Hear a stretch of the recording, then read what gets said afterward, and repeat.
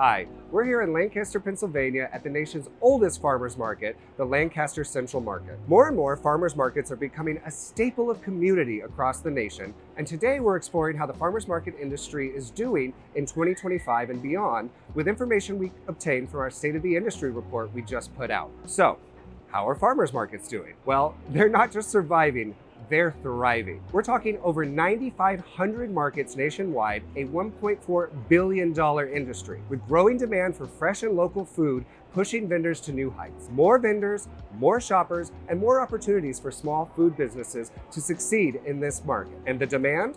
It's skyrocketing. Food festivals are gaining major traction, with 38% of Americans planning to attend one over the next year, and 50% of millennials traveling specifically to destinations with farmers markets. And people aren't just looking for a quick bite. They want an experience, and that's what a farmer's market brings. The average farmer's market now has 39 vendors, but in larger cities, that number can exceed 60, offering a ton of options for consumers. And with a record number of markets opening, we could see over 10,000 registered markets by the end of this year. So who's shopping at these markets? A huge portion of consumers visit regularly. I mean, a lot. 34% of consumers visit every single week, while 32% come 2 to 3 times a month. That is a lot of repeat business. And they're not just browsing, they're spending. Our research shows that nearly half drop between $11 and $30 per visit, and 30% spend over $40 every time they visit. That's some serious support for local businesses. And for the vendors, this demand is turning into real income. Net profits have increased year over year, and now farmers market vendors are making between $43,000 and $110,000 in profit, some exceeding $150,000 in profit per year. That's up from last year and shows how strong the demand for these types of markets are and these types of food businesses. So what's driving this? Well, in our research, customization is huge. 90% of the diners that we've surveyed say being able to customize their order is extremely or very important. So whether it's adjusting ingredients for dietary needs or adding a little extra spice, people want the food their way. So we highly encourage farmers market vendors to be able to customize their menu. Speaking of spice and flavors, bold flavors are in. The National Restaurant Association What's Hot in 2025 report showed that honey, hot honey, and other spicier ingredients were the top trending flavors last year. Southeast Asian spices are making their way into the mainstream, and really things that excite the palate. Farmers market vendors who take risks with bold and unique flavors are seeing big payoffs. And most importantly, don't forget the local appeal of a farmer's market shopper. Shoppers love regional ingredients, small batch products, and unique finds they can't get in grocery stores. Vendors who are offering hyper-localized condiments, locally sourced meats, and craft-made products are attracting the most customers. Many vendors are working together to get those locally sourced ingredients into each other's products to ensure a localized experience. At the same time, health-conscious choices are still extremely important. Diners are looking for more natural sweeteners, whole grains, and plant-based options, things that lend towards a healthier diet. Vegan and gluten-free offerings are still on the rise, not necessarily menu-wide, but having select options is extremely important in this day and age. Well, as we've explored how demand is on the rise, there are some challenges that farmers markets vendors are facing. These challenges include costs, labor, and food costs specifically.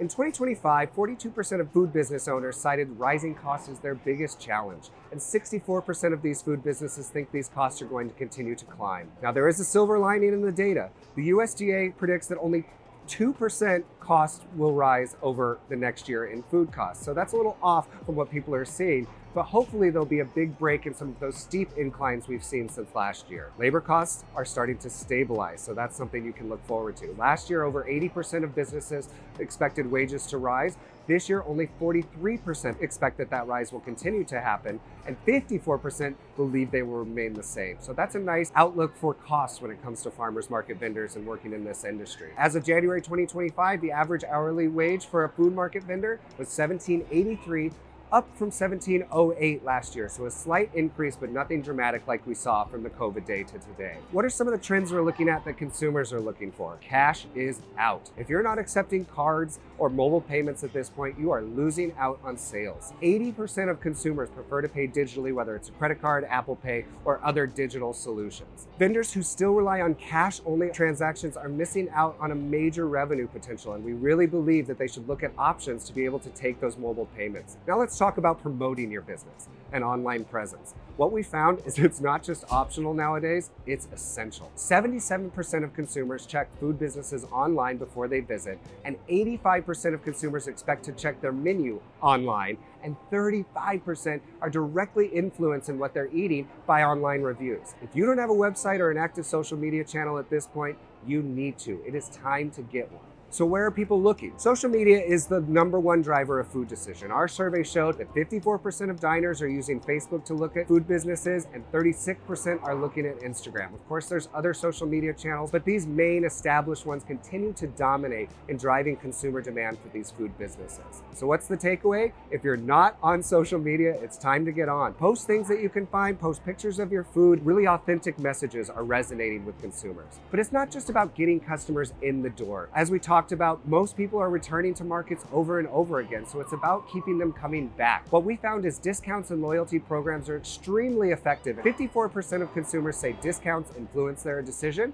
and over 50% of people participate in loyalty programs. So if you don't have one, think about getting a loyalty program in place. You could do things like first-time visits, you could do buy one, get one free, or you could do a discount after your third purchase. Things like that really inspire consumers to come back when they visit the market. So what's the takeaway? Farmers markets are stronger than ever. And that success depends on adapting, embracing bold flavors, offering those customizable solutions and local options, accepting those digital payments, and what do we talk about? Creating that online presence and those loyalty programs. If shoppers are showing up ready to spend, and food businesses that focus on quality, affordability, and engagement of their customers are set to make 2025 their best year yet. And what's the outlook for farmers market? Let's just say it looks delicious. Thanks so much for joining us. You can find more on our website at flipprogram.com, and have a great year.